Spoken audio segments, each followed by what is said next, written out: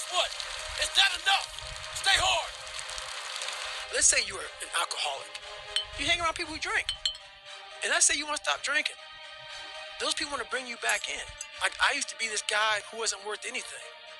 Now those people who are still there 16, 17, 18, 30 years ago, they're trying to get you back there. So the hardest part, you got to see who you're hanging out with, man.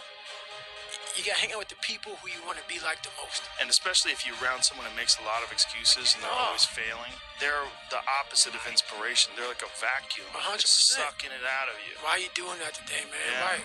Why are you getting up again so early? Why are you doing this? Why are you doing this?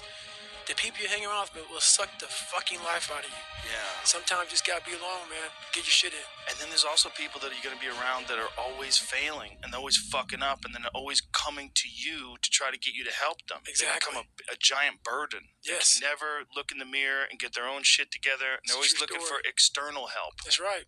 Always looking for external help. People don't want to go in deep, man. All the answers are inside of you. It's a very primitive way. How this book is written, it's primitive.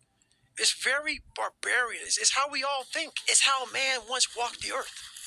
And then we get all soft and all these computers and shit. We start going away from the most powerful thing we have is our fucking brain. It's our mind. And we don't use it anymore.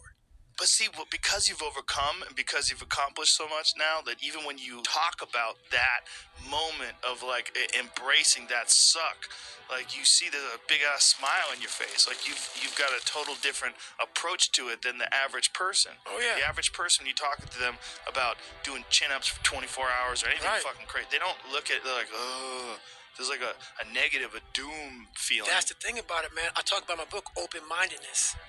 What separates me from a lot of people is they go into a daunting task, and the task is overwhelming. Like, when I heard the pull-up record was 4,020 pull-ups, and I was talking about breaking this record, people are like, oh my God.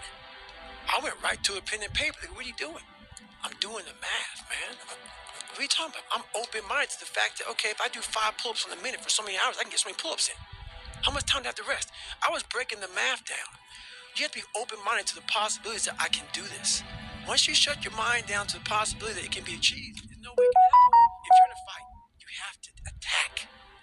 You have to keep attacking. The enemy has to know he is not going to give up. You must break the soul of whatever the fuck is in front of you.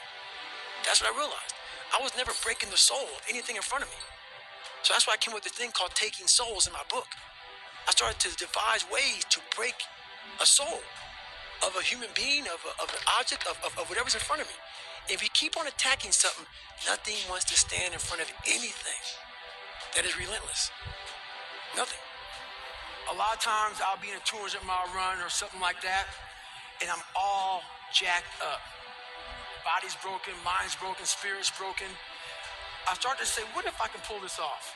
When I first walked into the Navy SEAL recruiter's office, he looked at me and said, there's only been 35 African Americans in 70 years make it through. You know what I said to myself? What if I can be the 36th? It's the what if I can pull off a fucking miracle. What if I can become someone that no one thinks I can be? And just me talking about that, I have the hair going up on my arms because it makes me just like, what if? So on that last